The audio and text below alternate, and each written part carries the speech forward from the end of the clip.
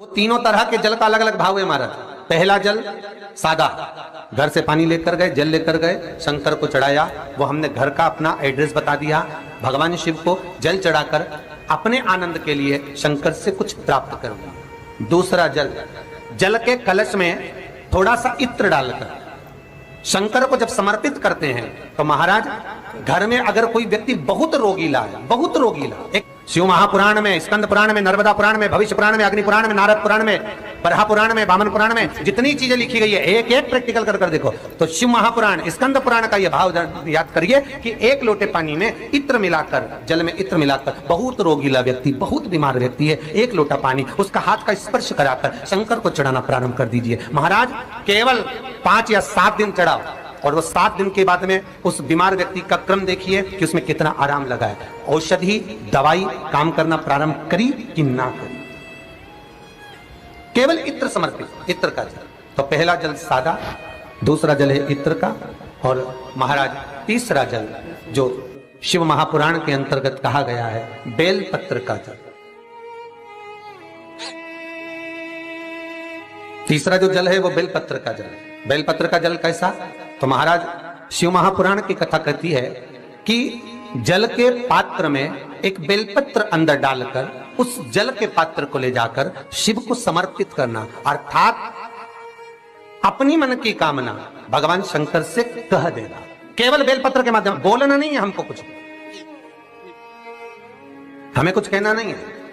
3 तरह का जल का जो व्याख्यान वर्णन किया गया, एक सादा जल जो भगवान को कहा, आपने अपना एड्रेस बता दिया, आपने अपने मन का भाव बता दिया। इत्र का जो जल चढ़ाया गया वो केवल रोग मुक्ति के लिए चढ़ाया गया। और तीसरा बेलपत्र, अगर उस जल में एक बेलपत्र भी पड़ी हुई है और वो बेलपत्र पड़ा हुआ जल आप जिस भाव से चढ़ा रहे हो, जिस कामना से चढ़ा रहे हो, शंकर वो कामना आपकी पूर्ण कर देते। और लिंग पुराण को अगर आप पढ़ेंगे तो उसमें पाएंगे कि लिंग पुराण के अंदर लिखा है कि आप शंकर को अगर जल भी नहीं चढ़ाएं, आप शंकर को वस्त्र भी नहीं चढ़ाएं, आप शंकर को फूल भी ना चढ़ाएं, आप बेलपत्र भी ना चढ़ाएं, अगर शंकर को आपने कुछ भी ना चढ़ाया तो केवल शंकर के मंदिर में 2 क्षण जाकर उस शिवलिंग के सम्मुख में बैठ जाओ, कुछ मत बोलो, केवल मौन होकर उसको निहार लो, केवल मौन होकर निहार लो।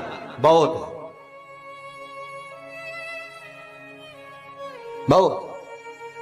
जो हनुमान जी महाराज को 3 तरह की माला समर्पित होती है, एक आंकड़े के पत्ते की, दूसरी बेलपत्र के पत्ते की, तीसरी पीपल के पत्ते की। ये 3 तरह की माला जब शंकर हनुमान जी महाराज को समर्पित होती है, जिस समय पर अगर व्यक्ति के जीवन में बहुत भारी रोग हो गया है, बहुत ज्यादा कष्ट हो गया है, कैंसर जैसी बीमारी भी अगर उसको घेर ली है और किडनी लीवर सब बेकार हो गया, तो निवेदन है पीपल के पत्ते की माला बनवाओ, 108 पत्ते की, और हनुमान चालीसा का हर पत्ते पर स्मरण करिए महाराज। आप हनुमान चालीसा पढ़ते जाओ, माला में गांठ लगाते जाइए, और वो माला जो व्यक्ति कैंसर से पीड़ित है हाथ का स्पर्श कराइए और शंकर को चढ़ाइए। केवल अष्टमी तिथि के दिन ये माला समर्पित होना चाहिए, शुक्ल पक्ष की अष्टमी के दिन। आप 2 या 3 अष्टमी को कर देखिए, अपने आप दवाई लगना प्रारंभ होगी, कैंसर जैसा रोग भी धीरे धीरे समाप्ति पर आएगा महाराज। पर करना शुक्ल पक्ष की अष्टमी को ही। महाराज कोई बच्चा एग्जाम में बैठ रहा है, सीए की पढ़ाई कर रहा है, कोई बहुत बड़े एग्जाम में बैठा, पास हो ही नहीं रहा, बहुत हार गया, बेलपत्र की माला चढ़ाई। पर बेलपत्र की जो माला है वो केवल प्रदोष पर चढ़ती है श्री हनुमान जी महाराज।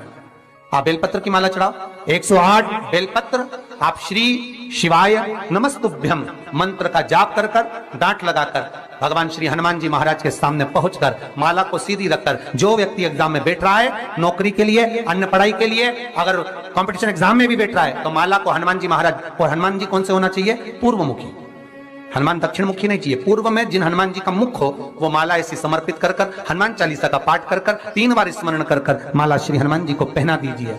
ऐसा कोई एग्जाम नहीं जिसमें से आप निकल ना पाए महाराज, पर करना आपको पड़ेगा। प्रदोष का दिन होना चाहिए,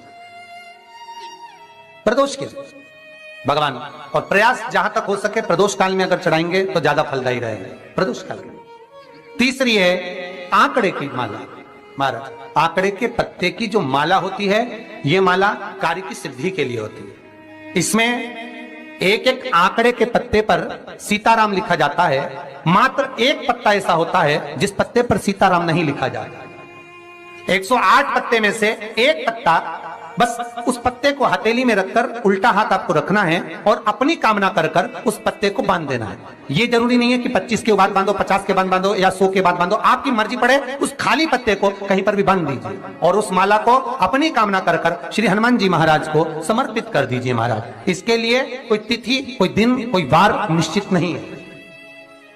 बस ये माला जब हनुमान जी को चढ़ जाए तब एक घी का और एक तेल का दिया हनुमान जी के सम्मुख में लंबी बाती का लगा देना है। महाराज एक घी का, एक तेल, और अपनी कामना कर कर आप आ जाइए। आपकी वो कामना 2.5 महीना या 3 महीना, इससे ज्यादा नहीं जाएगा, वो कामना बाबा पूरी करेगा, क्योंकि शिव और हनुमान ये सब एक ही स्वरूप है। अब आप कहेंगे महाराज जी ये कौन सी पुराण से लिया है, तो आप इसको लिंग पुराण के अंदर देख सकते हैं। आप गीता प्रेस गोरखपुर की लिंग पुराण लीजिए, उसके अंतर्गत आप इसका व्याख्यान वर्णन पढ़ सकते हैं। महाराज एक एक क्रम हमारे शास्त्रों का हम उसको बस ज्ञात करें, हम इधर उधर डोले नहीं।